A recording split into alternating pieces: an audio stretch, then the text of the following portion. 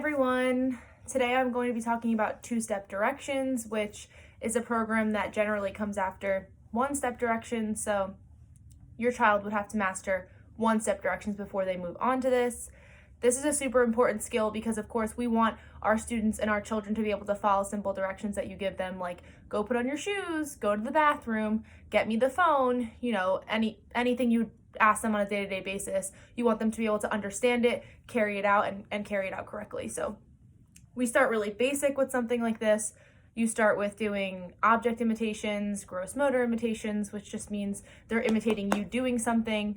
Then you work your way up to one-step directions, and from there, you move on to two-step directions. So there are several targets that we go over or that we do with the students when we are doing this program.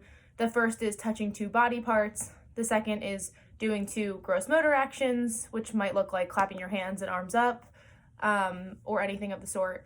The next is touching a body part and doing a gross motor action.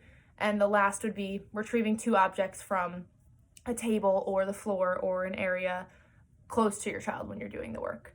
So as far as materials, you really only need materials for the part of the program where your child would be receiving or retrieving two objects from the table. So I will go over that when we get to it. But to start, my sister is going to come in and we are going to model for you how to do it correctly, how your child might respond correctly, how they might respond incorrectly, and then how you would correct them and reinforce them.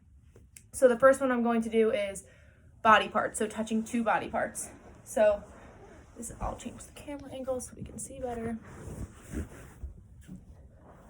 So normally I'd be sitting next to them, but so that you can see us both, I'll kind of turn in a little bit. So as far as a direction, you're really just going to tell them what you want them to be doing. So the first direction I'm going to give her is touch your nose and then touch your head. Great job! You touched your nose and then you touched your head. She did it in the sequence that I told her to do it. She did it after I said it, and so I reinforced her, or I gave her praise and a high five. So remember, reinforcement can be an edible, verbal praise, it can be a high five, a fist bump, a hug, anything of the sort. So again, touch your nose, touch your head.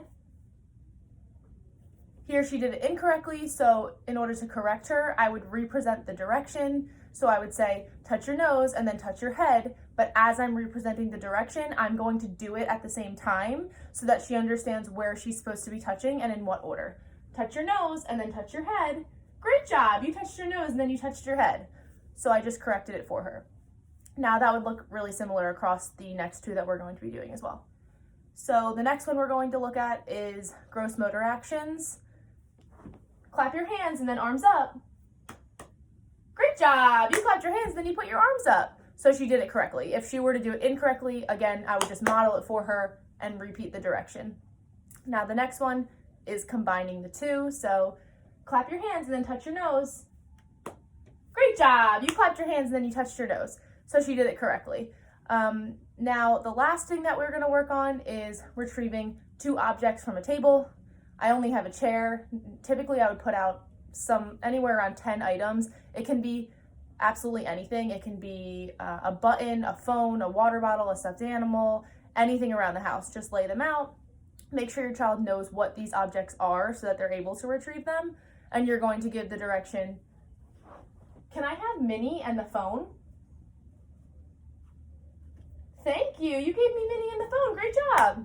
So she went to the table, she got me both objects, she gave them to me, and I praised her. Now, if she were to bring me the two incorrect objects, I would simply represent the direction and I'd point to the objects for her to grab the correct ones. Again, you're going to want to check in with your child's teacher to see where they're at in this program. They might not be at the retrieving objects portion yet, but your teacher will know this, and your teacher will also know what objects your child already knows how to label or already knows how to identify receptively, and you can use those.